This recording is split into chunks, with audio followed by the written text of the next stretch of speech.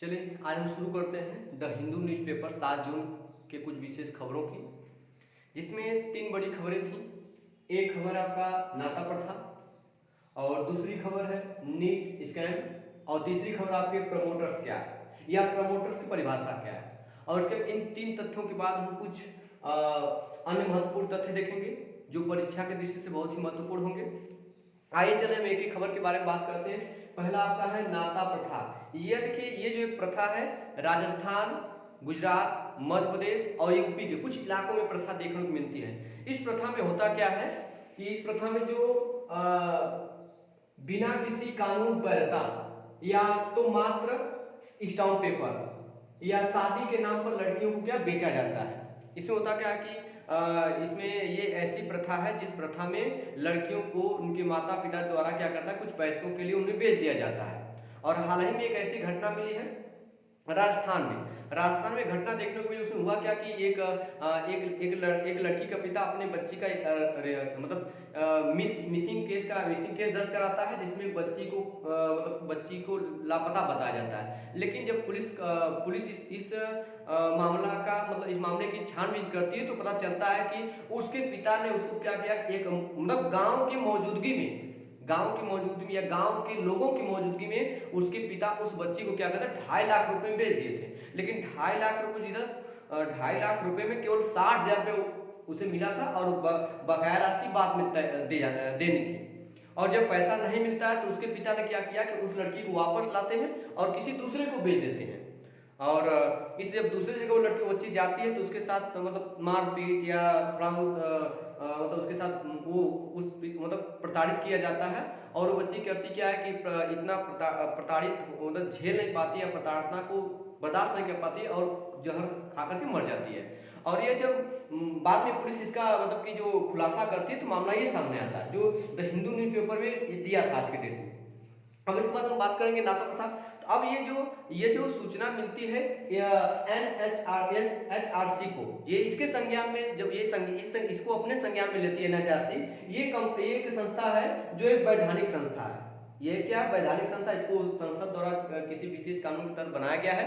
अब ध्यान देते हैं कि एनएचआरसी क्या है। हम बात करेंगे national human rights commission. National human rights commission, इसके हिंदी बोलते हैं राष्ट्रीय मानव अधिकार आयोग। ये मतलब मानव के अधिकारों को रक्षा करता है, इसीलिए इसे बोलते हैं मानव के अधिकार का प्रहरी कहा जाता है। मानव के अधिकारों का प्रहरी कहा जाता है।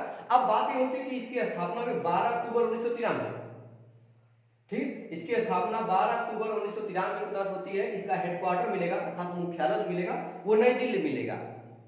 इसके बाद मानव के अधिकार का प्रहरी कहा जाता है। मानवाधिकार आयोग को मानव के अधिकार का प्रहरी कहता है कि मानव के अधिकारों का मतलब उल्लंघन न हो या उनसे उनको अधिकार को छीना न जाए, इसका प्रहरी कहा जाता है इसे। और इसके जो 1993 बना, इसके पहले अध्यक्ष बने थे न्यायमूर्ति रंगनाथ मिश्र। इसके पहले अध्यक्ष न्यायमूर्ति रंगनाथ मिश्र बने। बाद में जाकर वर्तमान में 2021 से अभी वो पद पे बने हैं। 2021 से वो पद पे बने हैं। 2021 में वर्तमान में कौन है, न्यायमूर्ति अरुण कुमार मिश्र। अब देखिए जो इनका जो कार्यकाल 3 वर्ष होगा, 3 वर्ष होता है या 70 साल, या तो 3 वर्ष उनका पूरा हो पहले या तो 70 वर्ष की उनकी आयु पूरी हो जाए तब। लेकिन अभी ये देखिए इनका जो है वर्तमान में है, लेकिन ये रिटायर होने वाले वर्तमान में है। हम बात करते हैं कि एनएचआरसी जो है इसमें 6 सदस्य होते हैं, जिनमें एक अध्यक्ष होते हैं, 5 सदस्य होते हैं। एक अध्यक्ष और 5 सदस्य ये पूर्वकालिक सदस्य होते हैं, इनका कार्यकाल पूरा होता है। दूसरी बात, इनके अध्यक्ष का चुनाव कौन करता है, इनके अध्यक्ष भारत का कोई सेवानिवृत्त मुख्य न्यायाधीश होता है। यह अनिवार्य है कि जो एनएचआरसी का जो अध्यक्ष बनेगा वो भारत का कोई सेवानिवृत्त मुख्य न्यायाधीश होना चाहिए। अब इनकी जो नियुक्ति कौन करता है, इनकी नियुक्ति राष्ट्रपति करते हैं मंत्रिमंडल के सलाह पर। याद रखिए कि मानवाधिकार आयोग के अध्यक्ष की जो नियुक्ति की जाती है वो राष्ट्रपति द्वारा की जाती है मंत्रिमंडल के सलाह पर। इसके बाद हम बात करेंगे कि मानवाधिकार दिवस 10 दिसंबर को मनाया जाता है। ये 10 दिसंबर को क्यों मनाया जाता है, क्योंकि यह घोषणा 10 दिसंबर 1948 को पेरिस में संयुक्त राष्ट्र महासभा द्वारा घोषित किया जाएगा कि 10 दिसंबर को मानवाधिकार दिवस मनाया जाएगा। ये आपका जो है नाता प्रथा है, जो हमारे समाज के लिए बहुत ही बेकार प्रथा है। हाँ, हम और आप लोगों को इसके बारे में जानना चाहिए, ताकि हम इससे जागरूक हों कि ये प्रथा जो है और आगे प्रचलित ना हो पाए। क्योंकि किसी एक बच्ची को उसके मर्जी के खिलाफ यदि हम उसको किसी दूसरे घर पैसे में बेच रहे हैं, शादी, एक बार शादी अलग बात है कि जो हमारे रीति रिवाज शादी से उस बच्ची के मर्जी से उसको किसी दूसरे घर जाए तो अच्छी बात है, लेकिन अगर उसके मर्जी के खिलाफ हमारे समाज में अगर किसी बच्ची को किसी दूसरे यहाँ बेचा या भेजा जाता, तो ये समाज के लिए एक गलत, मतलब एक गलत संदेश पहुंचेगा समाज को। तो ये देखिए, ये प्रथा है, इसलिए हमें जानना बहुत जरूरी है कि ये प्रथा है क्या है। इस प्रथा को हम और आप मिल करके इसको खत्म कर सकते हैं। लेकिन चीज ये कहीं ना कहीं ये गलत हुआ उस बच्चे के साथ, तब जाके सामने था। लेकिन इसके बचाने का देखिए NHRC एक आयोग है जो इस प्रकार की चीजों को अपने संज्ञान में लेकर के ये अपना रिपोर्ट तैयार करती है, और ये रिपोर्ट क्या करती है, राष्ट्रपति को सौंपती है। ये जो संस्था है ये अपना रिपोर्ट राष्ट्रपति को सौंपती है। और ये जब ये घटना घटित हुई, ये घटना जब NHRC अपने संज्ञान में लिया है, और लेने के बाद ये केंद्र सरकार को, राज्य सरकार को एक आदेश जारी किया कि उस आदेश के अनुसार अब ये इसमें कुछ सुधार किए जाएंगे कि ये प्रथा को धीरे समाप्त किया जाए। अब हम लोग अगली खबर पे आते हैं, नीट स्कैम से। नीट स्कैम क्या है, सबसे पहले थोड़ा सा नीट का फुल फॉर्म देखते हैं। National eligibility cum entrance test, जिसको हिंदी में बोलते हैं राष्ट्रीय योग्यता सह प्रवेश परीक्षा। यदि आपको जैसे MBBS करना हो या BDS करना हो, एडमिशन लेना हो, तो इसमें आपको प्रवेश लेने के लिए आपको नीट का एग्जाम मतलब क्रैक करना पड़ेगा। अब नीट का एग्जाम क्या है, तो नीट जो एक मेडिकल टेस्ट है, नीट का एग्जाम एक मेडिकल टेस्ट है। यदि मान लीजिए आप भारत में किसी मेडिकल कॉलेज में यदि आप एडमिशन कराना चाहते हैं, तो आपको नीट का एग्जाम पास करना पड़ेगा। जैसे आपको एम्स का, ऑल इंडिया मेडिकल साइंस में यदि आपको एडमिशन लेना है, तभी आपको नीट क्वालिफाई करना होगा। इस वजह से तमाम चीज़ों जो भी मेडिकल से संबंधित होगा उसमें आपको एडमिशन लेने के लिए आपको नीट का एग्जाम पास करना पड़ेगा। जिस प्रकार से यदि मान लीजिए आपको किसी इंजीनियरिंग कॉलेज में या IIT कॉलेज में यदि आपको एडमिशन लेना है, तो इसके लिए जेई का एग्जाम क्रैक करना पड़ता है, उसी प्रकार ये भी आपका। तो जेई और जो आपका नीट है, दोनों एग्जाम आपका NTA कराता है। NTA है ना, NTA देखिए आपको लिखा गया NTA नेशनल टेस्टिंग एजेंसी। अब हम बात करें कि ये जो खबर है, तो खबर क्यों इसमें आई है, इसमें नीट स्कैम क्या है। तो आपका जो ये जो खबर आई है, इस खबर में हुआ क्या कि जो इस बार जो रिजल्ट आया, वो रिजल्ट में देखिए जो नीट का एग्जाम होता है वो आपका 720 नंबर का होता है। नीट का एग्जाम जो 720 नंबर का होता है। तो इस बार का जो रिजल्ट आया है, इस रिजल्ट में 67 बच्चे ऐसे थे जो 720 के 720 नंबर पाए, जो कि नीट के एग्जाम में, नीट के हिस्ट्री में अभी आज तक ऐसा हुआ कभी नहीं था। कभी नहीं हुआ कि 720 में 720 बच्चे पा जाए, ऐसा हुआ नहीं था। तो ये जो नीट स्कैम है उसमें ये बड़ी बात आ गई कि कैसे आज तक तो ऐसे कभी नहीं कि 720 बच्चे 720 नंबर में 720 नंबर 67 बच्चे लाए हैं। अब इसमें से और दूसरी बात ये होती है, कुछ ऐसे बच्चे हैं जो एक ही राज्य से आते हैं और एक ही इलाके से आते हैं।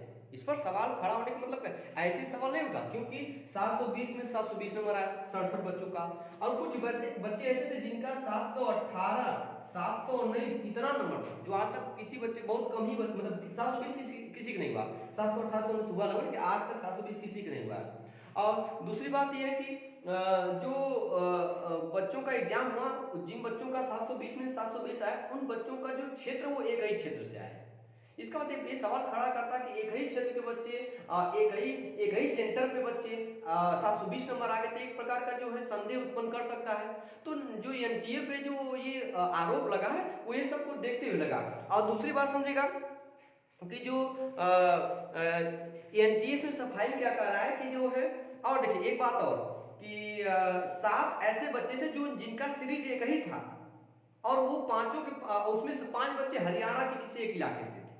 तो जाहिर सी बात सवाल उठ ही सकता है।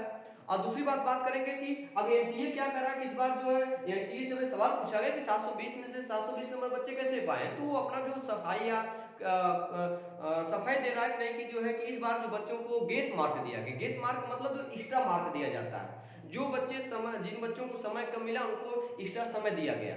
Guess mark. और ये तो अब ये बात हो रही है कि आप गेस मार्क किस आधार पर दिए हैं, उसका फार्मूला क्या है, ये सब चीज लेकर के मतलब कि इस बात की जानकारी भी पूरी तरीके से जो है कि एनटीए जो है नहीं दे पा रही है। इस वजह से एनटीए पे सवाल उठा है कि नहीं इस बार का रिजल्ट ऐसे कैसे हुआ। और सवाल उठने का एक रीजन ये भी है कि जो ओएमआर सीट है, ओएमआर सीट जो ओएमआर सीट है, देखिए एनटीए क्या होता है कि जब आप पेपर दे के आएंगे, एनटीए एक संस्था जो एग्जाम कराती है, तो ये जो बच्चे जब एग्जाम देके निकलते हैं तो उनको उनके पास उनका ओएमआर सीट मिल जाता है, और वो अपने ओएमआर सीट से अपना रिजल्ट जो है मतलब कि जो डाटा जाएगा उससे मिला सकते हैं कि मेरा नंबर कितना कितना है। और इसमें क्या मैच नहीं कर रहा है ओएमआर सीट और उनका जो रिजल्ट है ये भी मैच नहीं कर रहा है, तो जाहिर सी बात है कुछ ना कुछ गड़बड़ी है। दूसरी बात और एक बात और करते हैं हम लोग कि अब इसमें थोड़ा सा यहाँ जान लेते हैं कि एनटीए है क्या, नेशनल टेस्टिंग एजेंसी है, मतलब कि राष्ट्रीय परीक्षण एजेंसी, ये आपका टेस्ट लेती है और बहुत सारे एग्जाम से नीट के एग्जाम, जेई का एग्जाम, तमाम प्रकार के बड़े बड़े एग्जाम को कराती है एनटीए। और ये हम बात करेंगे इसके संस्थापक की, भारत सरकार इसका स्थापना भारत सरकार द्वारा किया गया है। ये जो शिक्षा मंत्रालय के अंतर्गत आता है, तो जो एनटीए शिक्षा मंत्रालय के अंतर्गत आता है, इसके महानिदेशक जो वो है ना, वो सुबोध कुमार सिंह है। इसके महानिदेशक सुबोध कुमार सिंह है और इसके पहले महानिदेशक वो विनीत जोशी है। इसके पहले महानिदेशक विनीत जोशी है। अब हम बात करेंगे कि जो ये चीज है, ये सारा जो है स्कैम किस वजह से हुआ, कैसे हुआ, इसके लिए बच्चे क्या करें, प्रधानमंत्री जी को क्या करें, पत्र लिखें, पत्र में इस एनटीए एजेंसी की जांच करने के लिए मांग की है और परीक्षा रद्द किया जाए और परीक्षा पुनः कराया जाए। इसको लेकर के बच्चों ने लगभग 2-3 हजार बच्चों ने इस स्कैम के लेकर के मतलब कि प्रधानमंत्री जी को उन्होंने पत्र लिखा है। हाँ, अब हम बात करते हैं कि दूसरी खबर की बात करते हैं। दूसरी खबर जो आता है वो सेबी से लेकर के, सेबी की ओर से। अब इस सेबी की ओर से क्या है, इस सेबी की ओर से प्रमोटर्स की परिभाषा में बदलाव। अभी प्रमोटर्स क्या होते हैं, देखिए प्रमोटर्स क्या होते हैं, प्रमोटर्स जो होते हैं वो किसी कंपनी के विचारक होते हैं, अर्थात किसी कंपनी के जो किसी कंपनी को लेकर या उसको डेवलप करने के लिए जो विचार आते हैं मन में, तो जिसके जो ये विचार या कंपनी को चलाता है, संचालित करता है, अर्थात उन्हीं की जो आदेशानुसार मतलब कंपनी चलती है, उसे प्रमोटर बोलते हैं। लेकिन इस बार देखिए पहले क्या था कि जो प्रमोटर्स होते हैं, जो व्यक्ति व्यवसाय का विचार लेकर आता है, अर्थात कंपनी का प्रमोटर्स होता है। एक तरह से कहते हैं कि जिस व्यक्ति के पास कंपनी का 25% शेयर होता है वो कंपनी का प्रमोटर्स होता है। लेकिन सेबी द्वारा इसमें कुछ बदलाव किया गया। बदलाव क्या कर गया कि हाँ, हम प्रमोटर उन्हें कहेंगे जिनके पास कंपनी का 10% शेयर हो, और दूसरी बात क्या हो कि वो डायरेक्टर के पद पे हो। तो मतलब कि जिस व्यक्ति के पास कंपनी का 10% शेयर होगा, और दूसरी बात वो कंपनी के डायरेक्टर पद पर होगा, तो वो कंपनी का प्रमोटर्स होगा। पहले क्या था, 25% शेयर जिसके पास होगा वो कंपनी का प्रमोटर्स होगा, अपना विचार प्रस्तुत कर सकता है। ये सेबी का मतलब प्रमोटर्स में थोड़ा सा बदलाव किया गया है। तो ये हमारे थोड़ा सा एग्जाम के लिए महत्वपूर्ण है, लेकिन महत्वपूर्ण ये सेबी है। देखिए सेबी होता है, इसको बोलते हैं security exchange board of India, security exchange board of India, इसको बोलते हैं हिंदी भारतीय प्रतिभूति और विनिमय बोर्ड। अब इसकी स्थापना जो करते हैं 12 अप्रैल 1992 को इसकी स्थापना हुई है।